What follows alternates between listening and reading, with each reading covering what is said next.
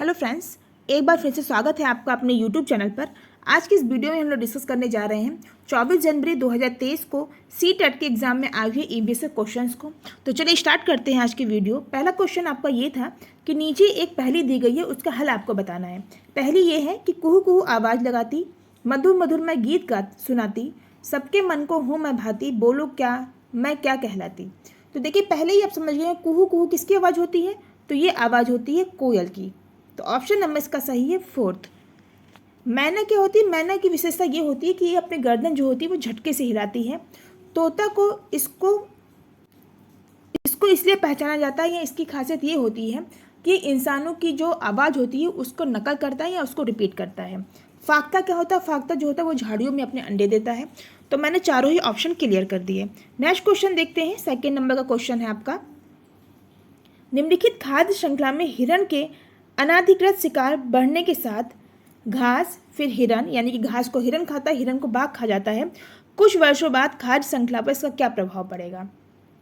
तो देखिए पहली लाइन पर गौर करिए, इसमें लिखा है हिरणों के अनाधिकृत शिकार, यानी कि हिरणों का अत्यधिक शिकार हो रहा है। किस तरीके से कि जो भी हिरण है उसको कौन खा ले रहा है? उसको बाघ खा ले रहा है। तो एक टाइम के बाद में क्या होगा, जो हिरण होंगे वो समाप्त हो जाएंगे। जब हिरण का लगातार ऐसे ही शिकार होगा और शिकार होने के साथ ही साथ उसको बाघ भी खा रहा है, तो एक दिन क्या हो जाएंगे, हिरण जो प्रजाति है वो विलुप्त हो जाएगी। और जब हिरण नहीं रहेंगे तो बाघ खाएगा किसको, यानी कि बाघ भी धीरे धीरे नष्ट होने लगेंगे।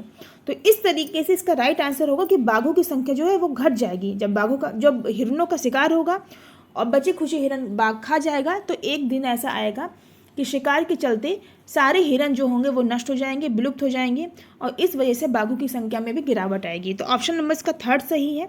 नेक्स्ट क्वेश्चन है, दिसंबर 2020 में दिल्ली का AQI 331 था, निम्नलिखित में AQI किसे चिन्हित करता है? तो ये चिन्हित करता है आपकी वायु की गुणवत्ता सूचकांक को। ऑप्शन नंबर इसका थर्ड सही है। नेक्स्ट क्वेश्चन है, निम्नलिखित में कौन सा स्तनधारी परिवार है? तो स्तनधारी जो परिवार है वो आपका व्हेल है। इसके साथ ही साथ आपका मेढक, कबूतर और छिपकली हैं। ये सारे बच्चे को नहीं, ये अंडे देती हैं और अंडे से फिर बच्चों का निर्माण होता है।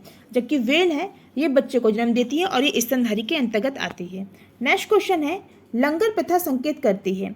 तो लंगर जो है वो एक समुदाय मुफ्त समुदाय रसोई है। इसमें आपको मुफ्त खाना मिलता है। और ये लंगर की प्रथा जो है वो किससे संबंधित है? तो ये संबंधित है आपके गुरुद्वारे से या फिर सिख धर्म से। नेक्स्ट क्वेश्चन देखते हैं, भौम जल स्तर के नीचे कठोर चट्टानों की परतों के बीच भंडारित भौम जल को कहते हैं। तो इसको जलभर कहते हैं। ऑप्शन नंबर इसका सेकेंड सही है। अगला क्वेश्चन है, हाथियों के बारे में नीचे दिए गए कथनों पर विचार करना है। कथन ये है कि 3 माह के हाथी के बच्चे का भार लगभग 2 क्विंटल होता है, बिल्कुल सही, यानी कि 200 किलोग्राम। फिर है कि हाथी अत्यधिक आराम नहीं करते, वे केवल 2 से 4 घंटे सोते हैं, ये भी बिल्कुल सही है।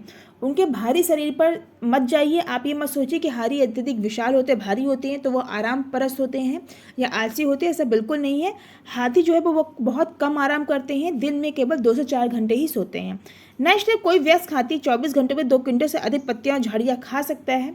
अगला है, किसी हाथी के झुंड में 2-3 परिवारों के सदस्य ही होते हैं और उनमें सबसे बुजुर्ग नर हाथी झुंड का नेता होता है।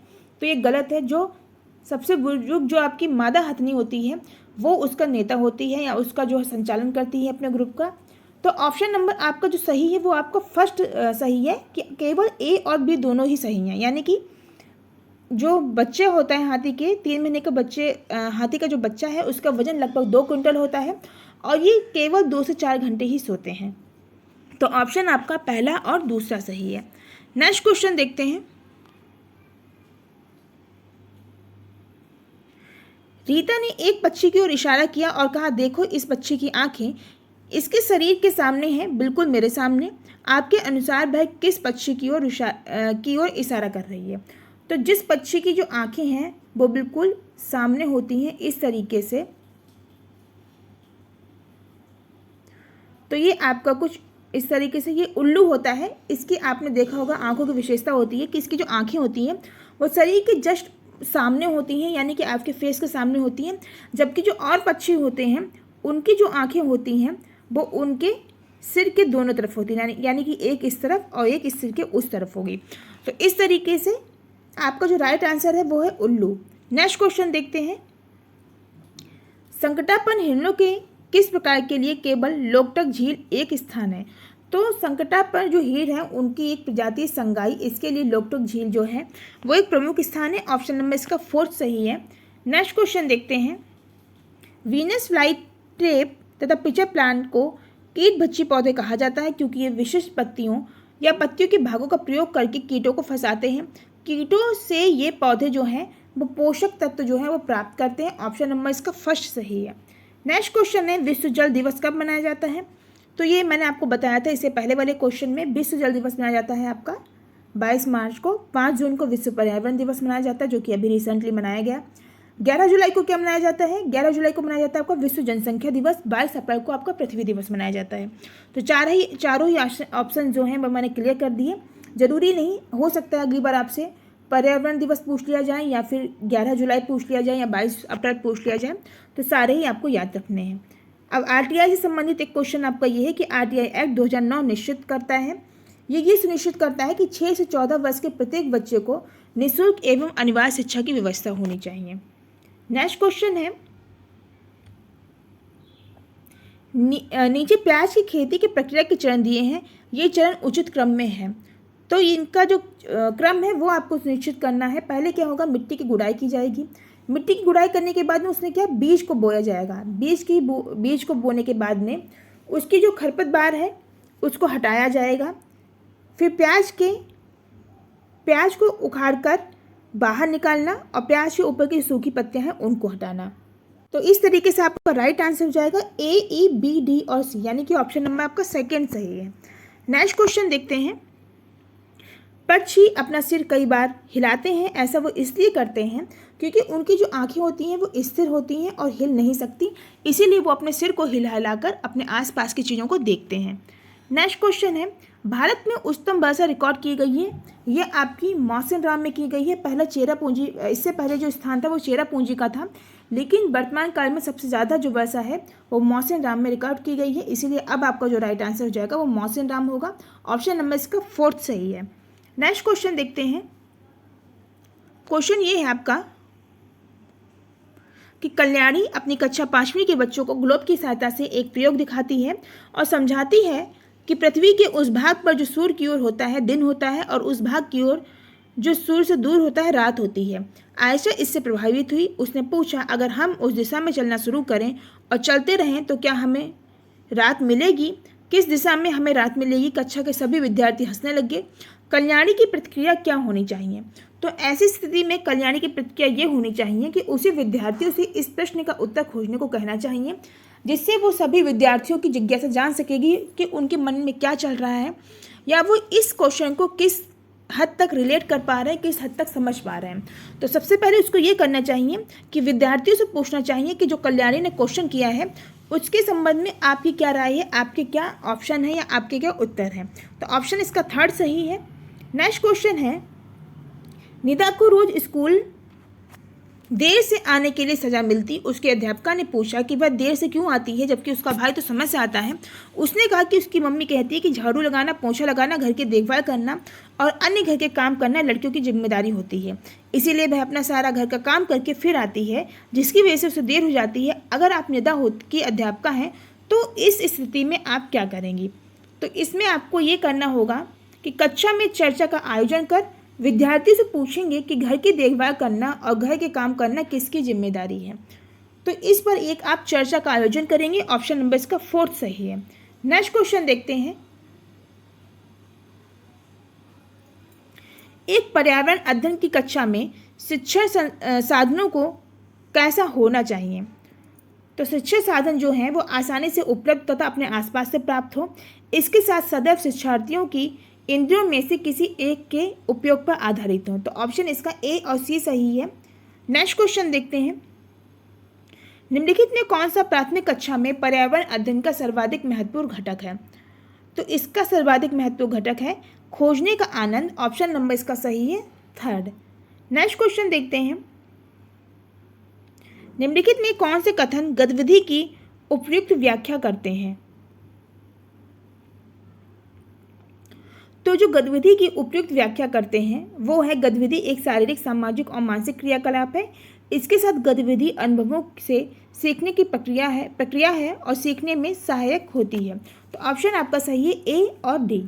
नेक्स्ट क्वेश्चन देखते हैं। निम्नलिखित में कौन से कथन प्रयोग के बारे में सही है? तो इसमें देखिए आप कि प्रयोग के परिणाम पुस्तक में नहीं दिए जाने चाहिए, जिससे विद्यार्थी स्वयं अवलोकन, जांच पड़ताल तथा सामान्यीकरण कर सकें। और इसके साथ ही साथ प्रयोग के परिणाम शिक्षकों द्वारा नहीं बताए जाने चाहिए, क्योंकि प्रयोग अवलोकन, जांच पड़ताल तथा सामान्यीकरण के बारे में है। तो ऑप्शन आपका सही है बी और डी, यानी कि ऑप्शन नंबर आपका सही है सेकेंड। नेक्स्ट क्वेश्चन देखते हैं। एक पर्यावरण अध्ययन की कक्षा में पत्तियां एवं फूलों के आकारों एवं रंगों को निर्धारित करने की सबसे उपयुक्त विधि होगी। तो शिक्षार्थियों को पौधों एवं पेड़ों के अन्वेषण हेतु किसी कार्य की रूपरेखा बनाने को कहना। ऑप्शन इसका थर्ड सही है। नेक्स्ट क्वेश्चन देखते हैं। भीम अपने बागवान को पूछता है, फूल और फल रंगीन क्यों होते हैं जबकि पौधों के पत्ते हरे होते हैं? भीम के द्वारा किन प्रक्रिया कौशलों को प्रदर्शित किया जा रहा है? तो ये जो प्रक्रिया कौशल है ये है अवलोकन यानी कि ऑब्जर्वेशन, और इसके साथ ही साथ क्वेश्चन पुटअप करना यानी क्वेश्चन पूछना। तो ऑप्शन आपका सही है ए और सी। नेक्स्ट क्वेश्चन देखते हैं। कक्षा तीसरी के पर्यावरण अध्ययन के पाठ पौधों की परी में दीदी एक बगीचे में बैठी हैं। शबनम कहती है कि दीदी छोटे छोटे पौधे पर बैठी है। टपलू अपने शिक्षक से पूछता है, जब हम चींटियों पर चलते तो चींटियां मर जाती हैं, तो क्या हम घास को भी उसी तरह उस पर चलकर और बैठकर मार नहीं रहे? शिक्षक को क्या करना चाहिए? तो काफ़ी अच्छा क्वेश्चन है।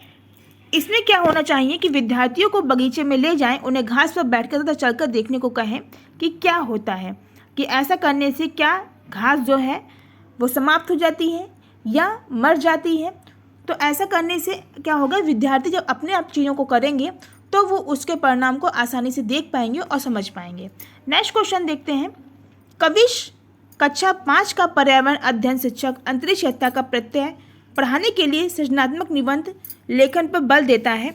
वह प्रयास किस चीज़ पर कर रहा है? तो वह प्रयास कर रहा है कि कल्पनाशीलता तथा भिन्न सोच को प्रोत्साहित करने की। तो ऑप्शन इसका केवल बी सही है। ऑप्शन नंबर इसका सेकेंड सही है। नेक्स्ट क्वेश्चन है कक्षा पाठ 3 पानी रे पानी प्रस्तुत करते समय सीमा ने कविता की पंक्तियाँ कि पर जब जल बाढ़े लाता है तो गुजरात में आई बाढ़ से संबंधित चर्चा की। छुटकी ने पूछा कि गुजरात में बाढ़ क्यों आई और उसके शहर में क्यों नहीं आई? निम्नलिखित में कौन सा इस प्रश्न का सर्वाधिक उपयुक्त हल होगा? तो इसके लिए क्या करना चाहिए?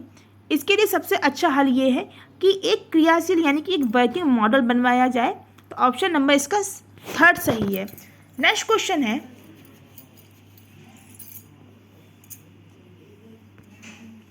कक्षा तीसरी के पर्यावरण अध्ययन के पानी रे पानी में अंकल ने हिरेन और छुटकी को स्टील के गिलास में आम का पन्ना दिया। इसमें होगा आम का पत्ता दिया। छुटकी ने कांच के गिलास में सॉरी यहाँ पे आम का पन्ना नहीं, यहाँ पे आम का पना होता है। तो आम का पना दिया, जो आम कच्चे आम होते हैं जिससे पना बनाया जाता है। तो छुटकी ने कांच के गिलास में पना मांगा। अंकल ने पना कांच के गिलास में पलट दिया। छुटकी बोली, अंकल आपने मुझे कम पना दिया। प्याजे के सीखने के संज्ञानात्मक विकास के सिद्धांत के अनुसार छुटकी निम्नलिखित में से कौन सी अवस्था में है, ये आपको बताना है। तो छुटकी की जो अवस्था है वो पूर्व संक्रियात्मक अवस्था है, क्योंकि उसको भी इस चीज़ की पहचान नहीं है कि अगर किसी भी चीज़ का एरिया बराबर है, मान लीजिए कोई बॉक्स ये है और वही बॉक्स ये है, और दोनों में अगर समान चीज़ आ रही है, लेकिन बच्चे क्या कहेंगे कि इस चीज़ में रखी हुई, इस पात्र में रखी हुई वस्तु अधिक है। तो इसीलिए उसकी जो अवस्था है वो पूर्व संक्रियात्मक अवस्था है। भले ही आप 1 लीटर जूस इसमें डालिए और 1 लीटर जूस आप इसमें भी डालते हैं और ये भर जाता है इतना, लेकिन बच्चों को क्या लगेगा कि इसमें जूस ज़्यादा है, जबकि दोनों की जो मात्रा है वो समान है, लेकिन देखने में क्या ज़्यादा लग रहा है, ये ज़्यादा लग रहा है। तो इसीलिए बच्चों को की जो ये अवस्था होती है वो पूर्व संक्रियात्मक अवस्था होती है, जो कि आती है 2 से 7 वर्ष के बीच में। 2 से 7 वर्ष के बीच में जो काल होता है बच्चों का पियाजे के अनुसार, उसको बोलते हैं पूर्व संक्रियात्मक अवस्था। और इसी के अंतर्गत पलटावी की समस्या भी बच्चों में पाई जाती है। नेक्स्ट क्वेश्चन देखते हैं। प्राथमिक स्तर पर एक पर्यावरण अध्ययन शिक्षक को व्यक्तिगत भिन्नताओं वाले विद्यार्थियों को शामिल करना संभव है? तो इसका जो राइट आंसर है वो आपका है कि विद्यार्थियों को विषम समूह में कार्य कराकर। तो ऑप्शन नंबर इसका सी सही है, यानी कि थर्ड नंबर का ऑप्शन आपका सही है। नेक्स्ट क्वेश्चन है कि समा देख नहीं सकती, उसकी मम्मी उसे रोज स्कूल लेकर आती है लेकिन उसे स्कूल आना अच्छा नहीं लगता। वह अपनी मम्मी को कहती है कि उसका कोई दोस्त नहीं है और उसे कक्षा में जो पढ़ाया जाता है वह समझ में नहीं आता। समा के शिक्षक को उसके लिए निम्नलिखित में से क्या करना सबसे उपयुक्त होगा? तो क्षमा है उसके शिक्षक को ये करना चाहिए कि कक्षा के सभी विद्यार्थियों के साथ मिलकर समा के लिए महत्वपूर्ण भूमिका वाले एक नाटक की योजना बनाएं और इसके साथ ही साथ शिक्षकों के साथ बात करके सुनिश्चित करें कि जो कक्षा में पढ़ाया जाए वह क्षमा को समझ में आए। यानी कि आपका सी और डी दोनों ही ऑप्शन सही है, तो ऑप्शन आपका थर्ड सही है। नेक्स्ट क्वेश्चन देखते हैं। पर्यावरण अध्ययन के शिक्षक अधिगम्य संसाधन के रूप में पाठ्य पुस्तकों का प्रयोग। तो ये है प्रक्रिया कौशल में के विकास में कम प्रभावी है, क्योंकि पाठ्य पुस्तकें जो हैं वो प्रक्रिया कौशल के विकास में इतना प्रभावी नहीं है जितना कि उनका क्रियाकलाप भ्रमण है या फिर खेल कूद के द्वारा उनको समझाना या फिर बच्चों को किताबी ज्ञान से हटकर बाहरी दुनिया के ज्ञान से जोड़ना, ये सारी चीज़ें ज़्यादा प्रभावी होती हैं। तो ये थी हमारी आज की वीडियो जिसमें हम लोगों ने डिस्कस किया 24 जनवरी 2023 को सी टेट के एग्जाम में आए हुए ईवीएस के क्वेश्चंस को। आज की वीडियो में बस इतना ही। इसके साथ जिन लोगों ने अभी तक चैनल को सब्सक्राइब नहीं किया वो चैनल को सब्सक्राइब कर लीजिए। जिन लोगों ने मैथ्स की वीडियोज नहीं देखी है वो भी मैथ्स की वीडियो जाके देखिए, क्योंकि वो आपको काफ़ी हेल्प करने वाली है आपके एग्जाम के लिए। तो मिलते हैं नेक्स्ट वीडियो में, तब तक अपना ख्याल रखिए, खुश रहिए। Thank you.